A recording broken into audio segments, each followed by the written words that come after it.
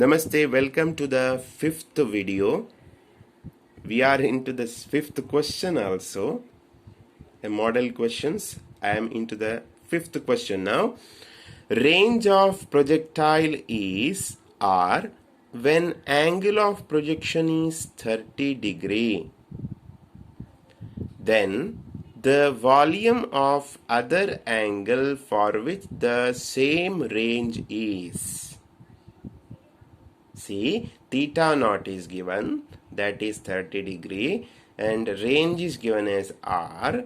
Range is R for two angles here. One is 30 degree. What is the other angle? That is the meaning of the question. Correct? Options A 20 degree, B 60 degree, C 45, D 40. How will get it? Answer is, in synopsis if you refer, you can get this one. R is same for theta naught and 90 minus theta naught. Correct? So which will be the option? Correct option B, that is 60 degree. Theta naught is 30 degree. 90 minus 30 is 60. So option B is correct. Okay. Moving to the sixth question. We have sixth question here. In other book I have this. Moving to the sixth question. Let us see what is the question. A body of mass m is moving in a circular path of radius r uniformly. If p is the magnitude of its linear momentum, then radial force acting on the particle is. Understand the question. Uniformly moving in a circular path, a particle. The mass is m, r is radius of the circular path. Uniformly means which will be uniform. Speed will be uniform. Magnitude of velocity will be uniform. If p is the magnitude of its linear momentum, then radial force means it may be centripetal force or centrifugal force. Both are having the same magnitude, right? You know the equations. Acting on the particle is. So you have to find radial force. Magnitude of that force you have to find. Options are given. Let us see how we answer. That radial force, generally I can write Fr equal to mv square by r. This is the same equation for a centripetal force as well as centrifugal force. You know, P equal to mv, momentum equal to mass into velocity. So if I take P square, that will be m square v square. So P square by m, if I take, it will be mv square. Correct? No? So this mv square is P square by m. So what will be Fr? Fr will be P square by m. R here. One more R here. Correct? This R. So P square by Rm is Fr. So which is the correct option? Option D is correct. Option D is correct. Okay? Got it? Next question. Seventh one. Carefully listen. An athlete completes one round of circular track of radius r in 40 seconds. After 2 minutes 20 seconds, what will be the displacement and distance? You have to find a displacement and distance here. You know the difference between those two. Displacement is the shortest distance. Distance is total path covered. Remember. Okay, let us see the answer now. Options are given, obviously there. Options are given. Directly we can't see which is correct option. So let us see how to answer it. See this circular path. R is radius. Time for completing one round. One round means starting from here to here. One revolution. One round equal to 40 seconds. That is given. Correct? No? Yes. 2 minute 20 seconds means how many seconds?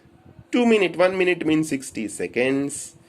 2 into 60 plus 20 becomes 140. 2 into 60 is 120 plus 20, 140. Number of rounds he completed then in this much of seconds. 140 by 40, that is equal to 3.5. 3.5 rounds. So what is the displacement? 0.5 rounds means starting from here reaching here. Correct? No? If he completes 3 rounds, then displacement will be 0. Again he goes and reaches here, here to here. That is a displacement. What is it? R is radius. This is twice of radius. So 2r. Displacement is 2r. Distance is 3 times circumference of the circle plus half circumference of the circle. Or directly circumference of the circle is 2 pi r. 2 pi r, correct? This one. How many rounds he covered? 3.5. So 3.5 into 2 pi r gives 7 pi r. So distance is 7 pi r. So which is the correct option? Option A is correct. That is 2r, 7 pi r. 2r, 7 pi r is correct option. See, in this kind of problems, don't confuse with the answers. See, the second answer is 7 pi r and 2r. This is 2r and 7 pi r.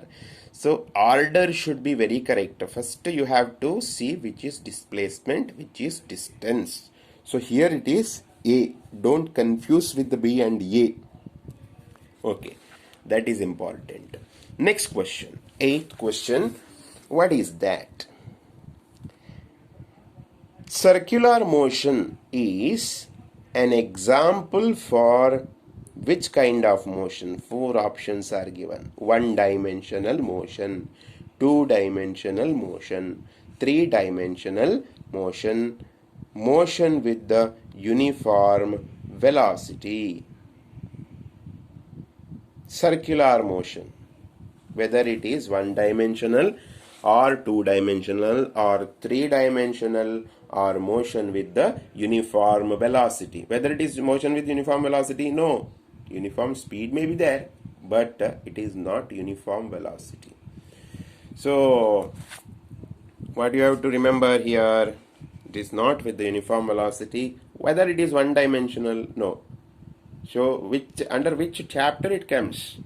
Motion in a plane. Plane means 2-dimensional, correct? So which is answer? Option B is correct here. Option B is the answer. 2-dimensional motion. Directly you can get the answer. Correct now? Yes. Now, 9th question. 9th question. A little bit lengthier. So carefully read it. A body of mass 4.9 kg is tied to the end of a string. You know what is string?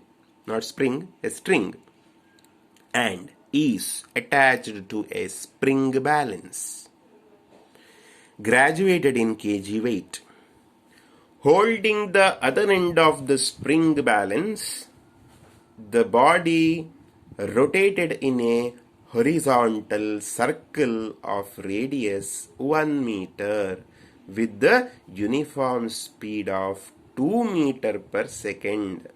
The reading of spring balance now is, in spring balance you will get the reading. So what is actually happening is here uniform circular motion, speed is uniform, that is given 2 meter per second. So how to do this? Let us see. This is a circular path of that uniform circular motion of the particle of mass m. M is 4.9 kg. This is string, just imagine, and its length is 1 meter. So radius of circular path is 1 meter. V, This magnitude of velocity or speed that is given 2 meter per second. So radial force Fr, directly you can get you have the equation. So directly you can substitute mv square by r equal to m is 4.9, v is 2, so 2 square, 4.9 into 2 square by 1, r is radius 1 meter. It's very easy. 4.9 into 4, it is 19.6 kg. Even though question looks like a difficult one, a bigger one, if you understand it, it is easy. Option D is correct here. Option D is correct. 19.6 kg. Very easy, right? Yes. Now 10th question. Question number 10. When a bus moving along straight road traverses a small hump, the passengers are thrown upwards. This is due to, is should be there, no? Okay, grammatically it should be correct. You can understand, but grammatically every sentence should be correct. This is due to. A hump is there. While traveling on a hump, what will happen? You will be thrown upward a little, right? Why it is so? Due to which force it happens? Tangential force, impulse, centripetal force, centrifugal force. So you take that hump as path of a circular path. A part of a circular path. Then you can say while the bus is moving, you are thrown upward, right? Thrown upward. So what is the condition? There is a force acting on you away from the center of this imaginary circle, away. So which force is that? D, option D, centrifugal force. So answer is centrifugal force. You are not falling down. You are thrown up, right? So answer is centrifugal